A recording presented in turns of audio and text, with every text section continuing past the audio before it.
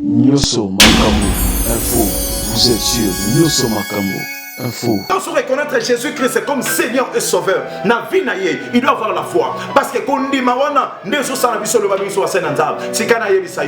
si tu es un serviteur de Dieu, le miracle pour étendre dans la vie na yo, guérison étendre dans yo, makamne étendre dans yo, badon zama sopal qu'on a, il faut avoir la foi. Ce matin, yom to sola nanga, yo so kangai, so sana kondima, okolo ba pena ba liema na elongwa et puis kolongwa. Et ça m'a promis so na ma vie, so persister et so changer parce que kondima na yo so sani. Amen. Amen. Oh, Bible so même so musika.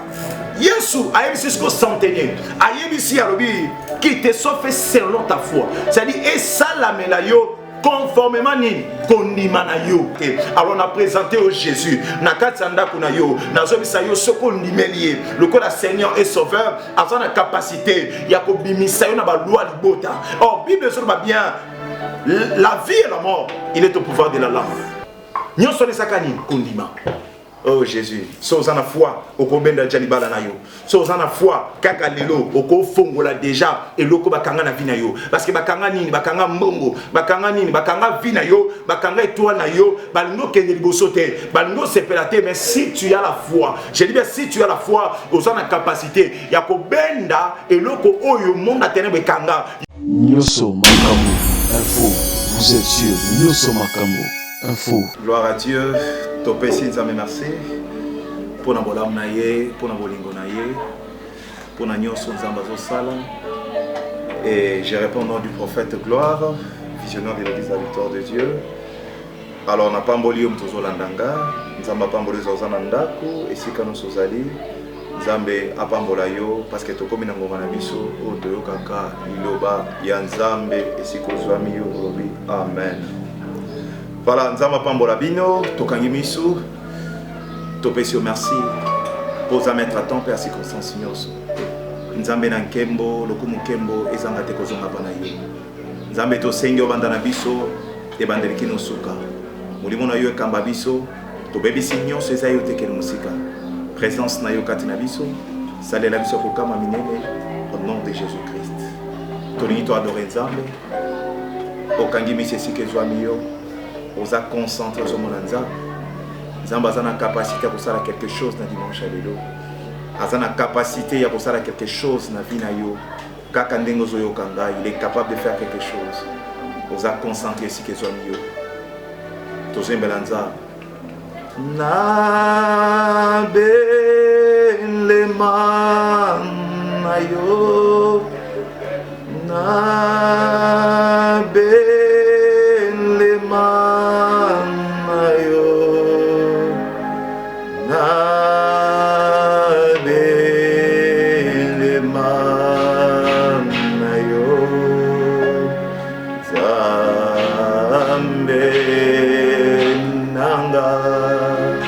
na belema na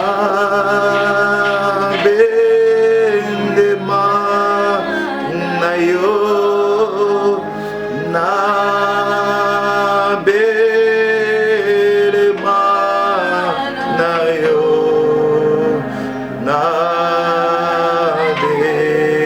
belema na yo Zambe na belema na belema na yo na belema na yo na belema na yo Zambe nanga malamu Yesu mokota za lokola yoza totomboli yo na dimanche lelo nzamba Israël toleve yo poza nzambo kotikala nzambo mokota za lokola yo mokote asalaka lokola yo toleve présence na yo kati na biso nzambo toleve bozalisi na yo nzambe nzambo ya lobaka koleka mutu ezakaka yo nzambo tosengi okamba biso jusqu'à la fin uyo ozala nzambe na biso yo sala ya kokama minene ozanza mokotikala nzambe. Au nom de Jésus-Christ, Tolobi, Amen. Voilà, thème Nabiso, tous parler rapidement sur dit seulement un mot. Nalingala Tolobi, Lobaka Kaliloba Moko. Amen. Voilà, rapidement, tous Matthieu 8. Matthieu 8, j'ai lu au nom de Jésus. Comme Jésus entrait à Capernaum, un centenier l'aborda. Les priant et disant, Seigneur, mon serviteur est couché à la maison, atteint de paralysie et souffrant beaucoup. Jésus lui dit, j'irai et je les guérirai. Le centenier répondit, Seigneur, je ne suis pas digne que tu entres sous mon toit, mais dis seulement un mot et mon serviteur sera guéri. Amen. Voilà, dis seulement un mot. Amen. N'abandonnez bien comme on a un prophète. Gloire. Dans un visionnaire église, la victoire de Dieu, vous a situé dans l'avenir qui vous là, numéro 19. Voilà, thème la vision tous rapidement. Dis seulement un mot ou dis seulement une parole. Amen. Alors, dans ce sens, comment Kozananda, Kozolandangai, Nzambe a la capacité, Yakoloba Likabo, Moko na Tonga, le Likola Vinayo et Eko Kisama. La Bible est la Bible solo parce que la Bible est bien que non, Ndeko centenier. Or, un centenier Azanan, Azamutu Oyo, l'Empire romain, Azamutu Oyo, Azakina Basoda, Azakina charge naye. Ndengele lobi soto solo ba le commandant de brigade, Ndengele loto ba chef militaire, c'est-à-dire Azana Batu O Bazana Simanaye, Azana Batu O Bazolanda, Bato Yazo gérer, c'est-à-dire à gérer bataillon Mobimba. Et on attend on a passé au benga bango ba centenier et nathan wana bible so ba bien azalaki muto ba neko kamba c'est-à-dire na kati ya armée romain azaki muto azaki reconnu comme chef et ngele l'autre so ba commandant de brigade. Voilà yangwana comme définition. Alors le mot c'est quoi?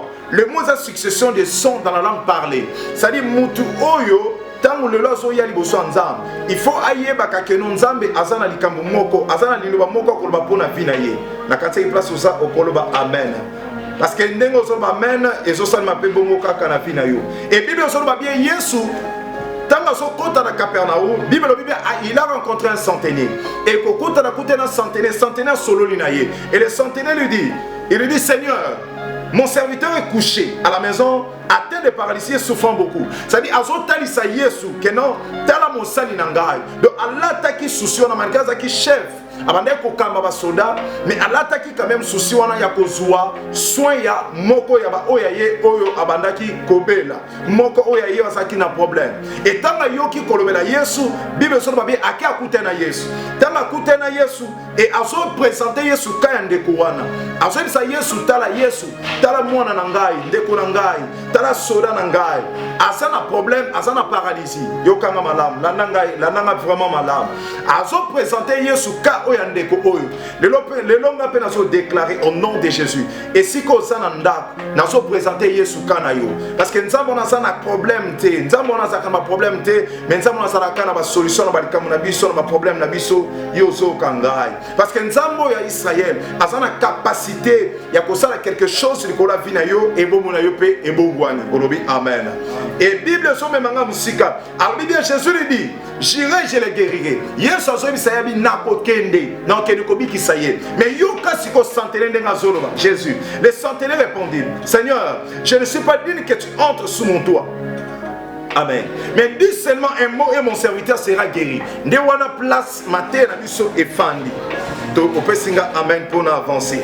Or, mutu aso lukanzam, la nanga malam, tango so mi kotsa na présence nzam, même ato ça na ba problème. Oye nango liboso ya Yesu, oye nango oyo so tumisa mtema na yo. Or, Bible so ba décharger vous sur lui de tous vos soucis et lui-même prendra soin de vous. Donc pour na koloba kenon, likamunyo se ko tumisa vi na yo, ezana liloba moko e fa na kati ya lubanzam. Likamunyo se e so nyoko la mutema ya mutu yo so landangai, ezana solution kaka na lubanzam. Eza pe na mutu moko, o asa solution na likamunyo so e ko telemela vi na yo kolobi susu. Amen. Et Bible so ba bien, centenaire so bisa Yesu. Alors dit Seigneur, je ne suis pas digne. Ça dit na za dignité yo kota na kati ndako na ngai. Parce que de 1 na zamta masumu, de 2 na za ba supérieur o baza na charge na ngai. Et de 3 na za ba soda ebele. Na ko bisa moko yaka kende akokende. Na ko bisa pe mususu yaka kende akokende parce que azaki na commandement, c'est-à-dire il pouvait commander toute une troupe o ezali na charge na ye. Mais azalaki na loba sukate likolo ya maladie ya soda na ye.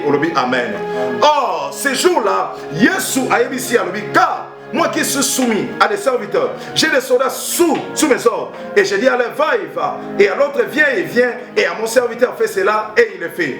Après l'avoir entendu, je suis fille dans l'étonnement et il dit, à ceux qui le suivaient, je vous le dis en vérité, même en Israël, je n'ai pas trouvé une aussi grande foi. C'est-à-dire, le problème n'est pas que non, il y a des soldats qui sont malades. Ça n'a pas de problème. Mais qu'on y manaye et ça dit que non, il y a même Yesu ayati nanda kunaye. Amen.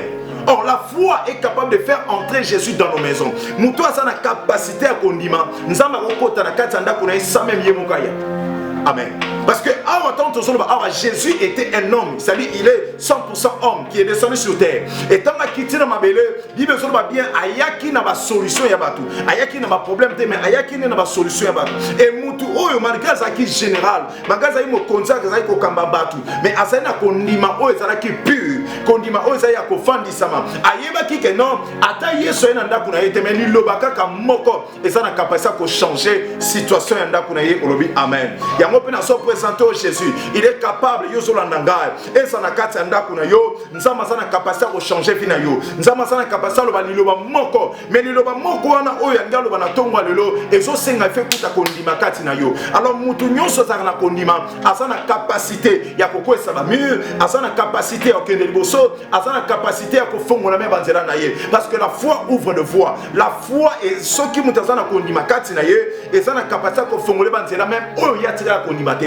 Parce que mutoyo aboyi Jésus ke na ndaku na ye, c'est parce qu'il avait la foi. Ayebi si yeso bi lobaka liloba moko. Parce que ayeba ki ke non, so ki yeso lobika liloba moko, solution ko pesama. Or, mutu wana basobenga koma centenier. Azali na pouvoir ko commander ba soldat, mais azala ki na pouvoir ya ko silisa maladie na vie ya moko ya ba serviteur na ye. Na so déclarer likolo na yo. Et ça lo sala ka pa ya mokonzi. Yeba ke mokonzi ato salelier, mais le soko beli, le soko si problème. Yesu ka ndia za ndo basuka. Na so déclarer likolo na yo so landanga. Et so sana nanga dans le monde entier. Na bida na déclarer au nom de Jésus. Na so présenter au Jésus. Azana ndo basuka. Place signon sosa. Et sosa malade d'hôpital. Et sosa na problème so simbate. Yesu a sa solution na yo okolo benanga susu amen a bien. Oh, mutu wana tanga mona ki Jésus. A mona ki ke non mutu nenga ye. Ayene na solution. Yo kanga malam. La foi.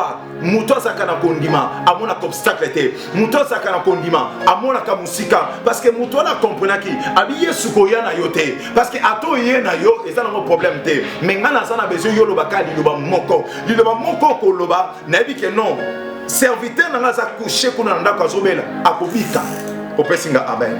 Et Bible se continue. Alors bien, or je vous déclare que plusieurs viendront de l'Orient et de l'Occident et seront à table avec Abraham, Isaac et Jacob dans le royaume des cieux. Au moins, ce qu'on va se comparer. Il y a se comparer ce que foi ya mutu o na foi o Abraham azaki nango. Parce que Abraham c'est un repère de la foi pour nous les chrétiens.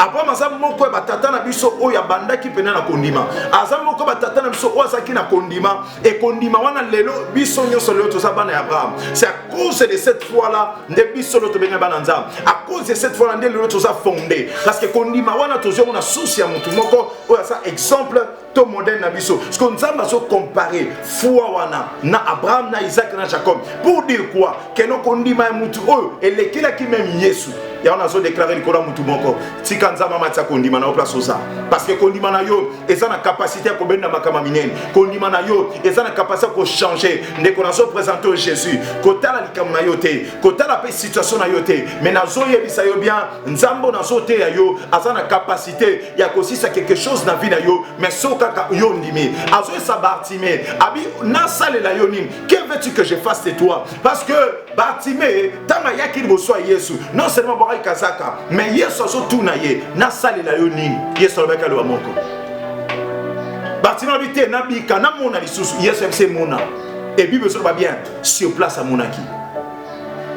Jésus est Seigneur. Merci Jésus. Alors nous sommes présentés au Jésus na katanda kuna yo. Nous sommes présentés au Jésus et ça so tambola na mutuka. Même place mutalembi. Mais na tongwa lelo na so senga na mona moko zo la nanga. Na so senga na papa moko zo la nanga, maman moko zo la nanga, serviteur de Dieu moko zo la nanga. Yesu so ka kondima kati na yo. Parce que kondima na yango so sala liloba o ya so loba. Bilako so la kabiso so ekuti kondima kati na yo et so bota miracle. Ce qui condimé ça, Bible sorba bien que non, la foi vient de ce qu'on entend. Et ce qu'on entend vient de la parole de Dieu. Donc, Mouton Sokalwanzam, Mouton Kota en la présence ensemble, Mouton Likiaka, Nalobanzam, ou Yoka Kalwanzam, il doit avoir la foi. Mouton se reconnaître Jésus-Christ comme Seigneur et Sauveur. Na vie naie, il doit avoir la foi. Parce que quand on dit Mawana, même si tu es un serviteur de Dieu, le miracle, pour étendre dans la vie naie, guérison étendre dans la vie, makamine étendre dans la vie, badon zama sopalikona, il faut avoir la foi. Parce que sans ça, on a makam belé, même mato sambe pour la moutou, au moins qu'il n'y aura pas de changement. Mais Mouton a compris qui il avait une foi. Mais il avait quand même une foi. Même en Israël, quand il reviendra, est-ce qu'il y a ce qu'on dit? Pour qu'on dit, il est quel? Bien. Pour ça, on va te appeler le soki problème était le ménier. Ndeko kana sunga yo. Problème non c'est côté le menayo et l'on l'a condimate. Problème non c'est côté le manavina yo. Et ça nous a problème. Et ça nous a souci. Bible dit venez à moi. Vous tous qui êtes chargés et moi Dieu je vous donnerai du repos. Nzambaza repos ya vie à moko na moko. Ata libala les simbate. Ata mamezo simbate. Nzambazo balolo un mot Nicolas libala na yo. Nzambazo balolo un mot Nicolas ministère na yo. Nzambazo balolo un mot Nicolas musala na yo. Sokondimi olobi susu. Amen. Et la Bible continue. Mais les fils du royaume seront jetés dans les ténèbres du dehors, où il y aura des pleurs et des grincements dedans. Puis Jésus dit au centenier, va, qu'il te soit fait selon ta foi. Et à leur main, les serviteurs furent guéris. Amen. Au Kobe Tananza m'a beaucoup placé sur le et yemo kazo azolo ba bien abi non, centenaire zo ça y est, c'est Jésus. Mais nous avons un pouvoir. Mais Jésus, après savoir qu'on mémaille, qu'on compare foi naïe, à tous les soubissons question ah, alors mon coracoso, est-ce qu'il y a ta foi? Depuis la tournée yo sur la nganda. Est-ce que le problème on est ici sur foi? Est-ce que le problème on a ezo umela? C'est peut-être parce que qu'on n'y malgré c'est l'ennemi. Et ça m'a promis ce zo umela ma vie ne se persister. Ezo changer parce que qu'on n'y malgré ce sani. Amen. Amen. Oh, Bible est même sur musika. Yesu a eu jusqu'au centenaire. A eu ici à l'obé qui te soit fait selon ta foi. C'est-à-dire et ça la melayo conformément ni konimanayo. Amen. Amen. Donc à comprendre que non kondimo mutazaki nango et c'est kondimamo que ça pensa différent. Et c'est qu'on dit ma oh bah tu belé bah ça quand on te même ti lelo ya on a zobi sa ndeko ata problème était monanda ata problème petit koko nanda kuna yo mais nga na zobi sa yo nzamba ko ba un mot ka soza na foi si tu as la foi nzamba ba un mot na vie na yo nzamba ba jamais un mot place il faut exalter parce que soka lobi et quoi na mabele mabe et quoi na mabele malamute moyebo tambuma et kozala te. Alors on a présenté au Jésus na katsanda kuna yo na zobi sa yo soko ndimelier le corps la Seigneur et Sauveur a sa capacité ya ko bimi. Oh, Bible sur bien, la vie et la mort, il est au pouvoir de la langue. Dès qu'on a ce sungayo, kobanda lelo banda kotato la positivement pour anikamunayo. Ata lelo malade ezali bosunayo. Mais ce qu'on lobini lobali kolonango ezana facilité. Oh Dieu, la Bible dit, il nous a donné le pouvoir. Après ça, il faut conduire. Ce que vous conduisez, c'est la carte par rapport à la foi que tu as. Si tu as la foi, ce matin, yom to sola nanga, yo so kangai, so sana kondima, okolo papena balia mana elongwa epe kolongwa. Amen. Soko sana kondima na tongwa lelo, okolo ba un mot likolo vina yo. Oko sa déclaration bino, kobanda lelo, ngana kominwa simunene, kobanda lelo, ngana so bala, kobanda lelo, voyage na ngefongwami, kobanda lelo, ba tanga komo na ngai, kobanda lelo na za mutu munene. C'est-à-dire le fait que ozolo ba positivement likolo vina yo, kondima na yo ça. Ah. Okomona ngo tatu la munene nzambe. Okoyeba réellement que non nzambe akosakate. Amen. Amen. Abifa qui te soit fait selon ta foi. C'est-à-dire miracle wana ezokota na vie na ye, ezokota na nzoto na ye, les Camerounais ont une solution. Pas par rapport premièrement à la parole de Jésus, mais vraiment à la foi, la mesure de la foi qu'il avait. C'est-à-dire, Moutou Azana Kondima. Kondima est fanda, ouais, Simbama le Bazam. N'est qu'on a obstacle cause à l'immotion a été. Il y a un azo déclaré, Yozo la Nangamalam, Atabando Kalibota Télémédio. Mais même sur la foi que tu as, peut créer un miracle dans ta vie. Atabalien Libo Tezo Télémédio. Atabalbana famille Bobala Kate. Atabalbana famille Bokene Bosote. Mais si tu as la foi, moi je crois et j'ai bien une parole sur toi. pouvoir. Kobanda lelo nzambo ya benganga asali makama minene. Kobanda lelo nzambo ya ponanga akomisa yo place au commentaire. Place papa na commentaire, place maman commentaire, place baninga ba commentaire, place bandeko no ba komakate yo kokoma. Maintenant c'est ngolo comment on va avoir la foi. Si tu as la foi, au moins maman nzambo sala pona yo et kolekela yo et mon qui de kokama. Et Bible sur pas bien, à l'heure même les serviteurs furent guéris. Ça dit tant où yo sur le ban. Écoutez foi katinaye et créer maman miracle. Tant créer miracle.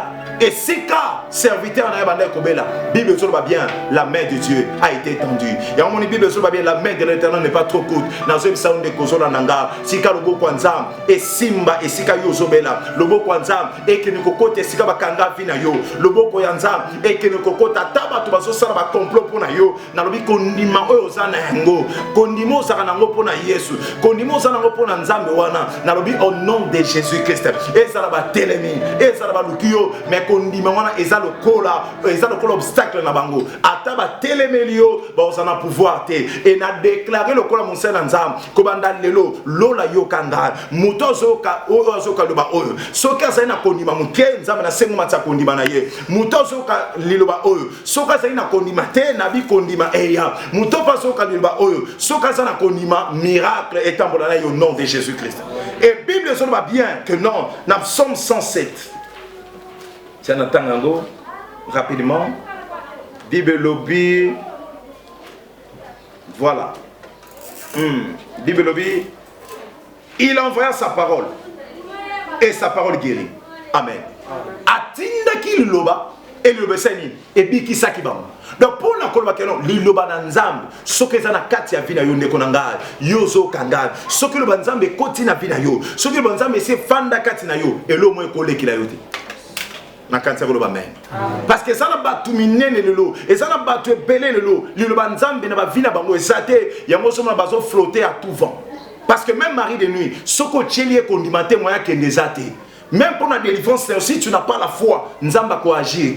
Parce que la Bible dit la foi vient de ce qu'on entend. C'est-à-dire nengo yo kar le banzam, nengo tchaka en pratique, nepe kondimana yo ezali. Mais muta c'est na kondimo zaki likolo. Est-ce que bato aboto mona bango susule lo to yebite? Est-ce que bato aboto rozabon sur na kata l'église to yebite? C'est-à-dire muto azondima que non, yesu ko yana yote mais lobaka liloba moko. Mais biso le même na kata l'église. Ozomona que non te mutabite papa fo ya kaka. Tes pasteurs fo ya kaka présence physique et contaka. Mais où est la foi? Kondimeza wapi? Parce que la foi est capable d'appeler un miracle. Au courrier en église, pasteur n'a lobby un mois symbioté. Ah, mais l'effet kalbika un mot du colonayo. On dimi yango tango bimipe et comme nous quoi sémence et kotikati nayo. Alors on a déclaré kobanda le lotika nzambo ya benganga à côté sémence ya sikana vinayo parce que vous en avez besoin qu'un deliboso. Vous en avez besoin makamne fungwama. Mais moi je te dis si tu as la foi yoso kanga. Si tu as la foi, je déclare la guérison dans ta maladie. Si tu as la foi, je déclare l'élévation. Et comme dans le lot, au coco, tu as un obstacle parce que Kondima déjà mati. Place Kondima et mati, miracle kotaka. Place Kondima et mati, bah souci et limoka. Place Kondima et mati, à ta raisonnement et koyate. Et ça n'a pas te raisonner négativement pour la vie là-bas. Il y a une exception de côté la vie à bana maman l'équité. Quand on rappelle via yana bino tendenga zo échouer mais yo monaka ke no yonzela na eza polele yo monaka ke yonzela na yo kokende kota la teno baninga si ba senta bango mais ngana zo coordonner Nicolas vina yo na zo ba liloba moko tika nzambo ya benganga abimisa yo na kati ya situation ekangaka batu nyonso. Si tu as la foi tu peux dire amen ndengo zo ba amen et sali mabongo na vina yo parce que moula oyo nzamba kota stabilité na vina yo conformément à la foi que tu as. Parce que biso tous en année de grâce.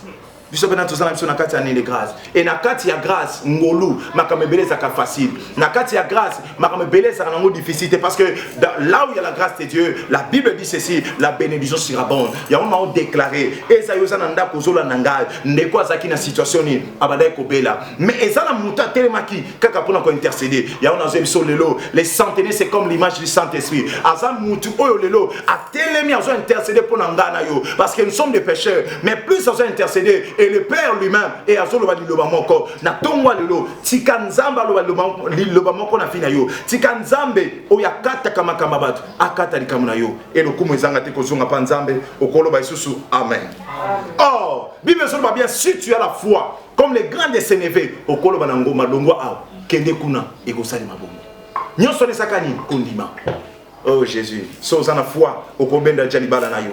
So ozana foi kaka lelo okofongola déjà eloko bakanga na vina yo. Parce que bakanga nini, bakanga mbongo, bakanga nini, bakanga vina yo, bakanga étoile na yo, balingo kende liboso te, balingo sepelate. Mais si tu as la foi, je dis bien si tu as la foi, ozana capacité ya kobenda eloko oyo monde atene bekanga yo kana bisa yo. La foi n'a pas de barrière. Muto andimelaka Yesu ya solo azana na barrière te. Ata babi eloko osimba kote mais kondimana Yesu c'est que nako simba yango ata betani garçon na bandoki babi akende liboso totala menga na lobi bien si tu as la foi o kende liboso e bandoki na ba betela nzambe na mabo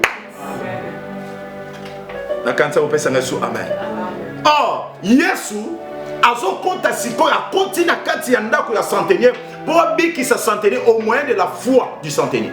Donc kondima ya mutu moko esali que non Yesu akota tina kati ya ndako na ye etanga koti na kati ya ndako na ye et Bible so va bien à l'heure même les serviteurs furent guéris et nazo coordonné au nom de Jésus liloba o nazo loba et so kota tina kati ya ndako na yo et ça yo zo vivre en injustice et ça na libota et ça na famille na yo mais nazo présenter le Jésus il est capable de faire quelque chose pour toi et nazo loba un mot injustice union c'est tellement kana vina yo na lelo nzamba zo changer ngo par rapport à la foi que tu as. On peut inviter Jésus. Est-ce que mutuma ko benga Yesu na ndako na ete na likamuneka na kondima na ye? Est-ce que mutuma ko benga Yesu te na musala na ye et ozana ma problème et ça la chef alinga kayote et ça m'a mené simarat. Est-ce que ko benga Yesu te na kondima na ye? Le Seigneur a besoin de voir la foi.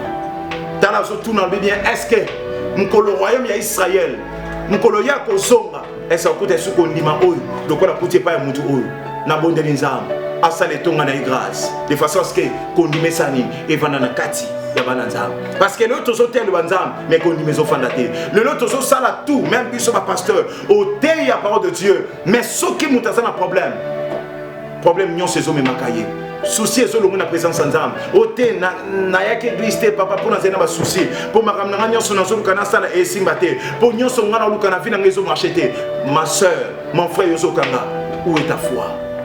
Konimaneza wapi? Konimana evandi wapi? Tikande na zolo ba ara kondimezo ngala vina yi. Parce que ça na bato belé, batali mingi obstacle. Parce que ça na bato belé, batali mingi ke non te, yemo jana kati esprit na ye. Amilo bela ke non ngana ko échouer, mais n'a pas ko échouer te. Parce que Jésus est en toi.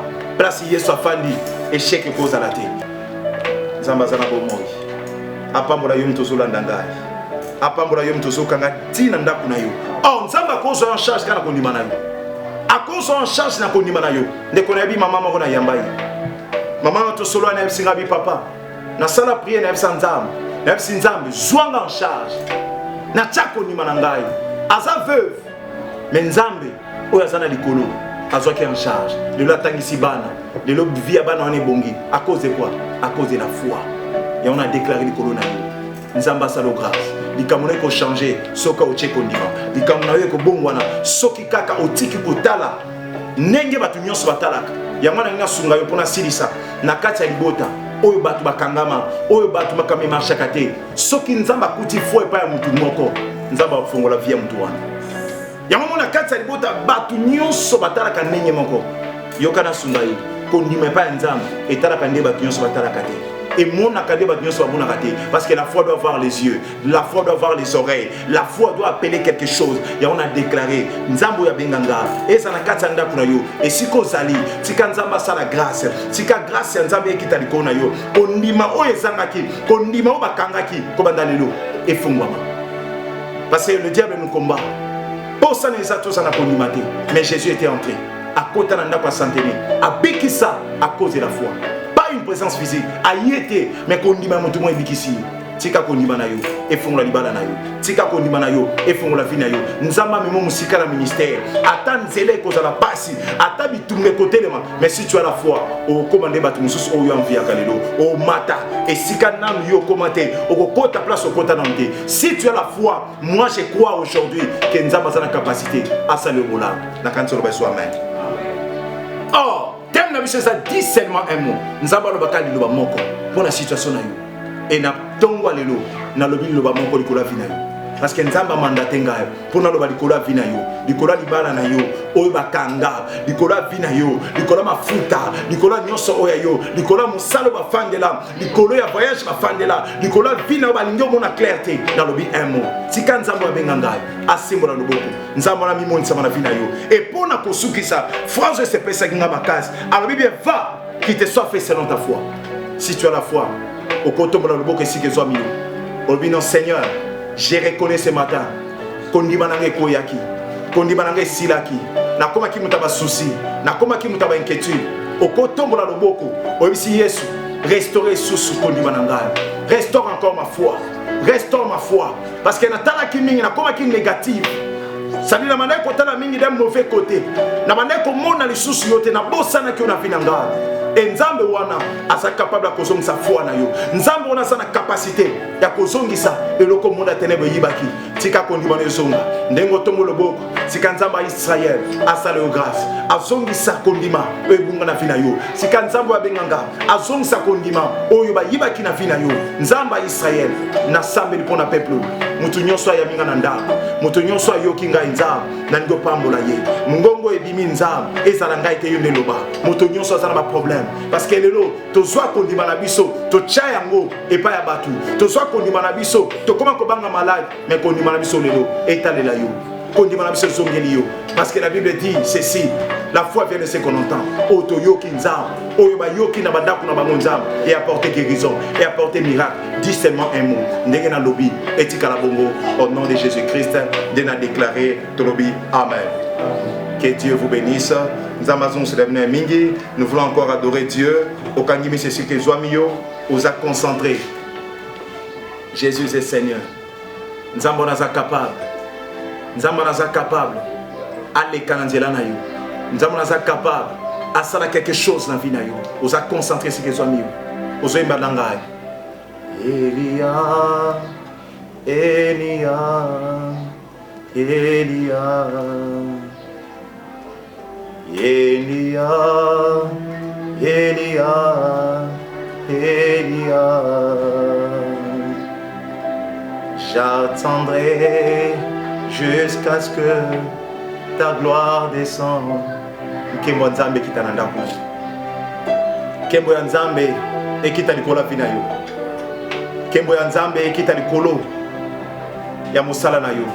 Yo zana ba mikakatano, yo zana ba problème. Yo se poser ma question pour ma vie na yo.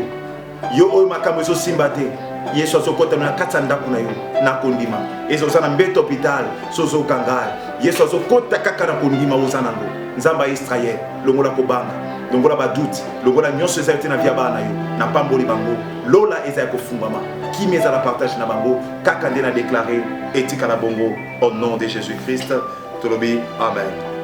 Voilà, ezaki votre humble serviteur le prophète gloire. Nous avons célébré Mingi, Yola Ningana Ndaku, numéro 089 58 41 712. La bande est bien 089 58 41 712. Et je donne le numéro de Vodacom 081 46 35 777. Alors, Benganga à tout moment, Toko Solola, Toko Monana, et le Koumé Kozangate, Kozonga et Paya Nzambe. Que Dieu vous bénisse. Ciao, merci.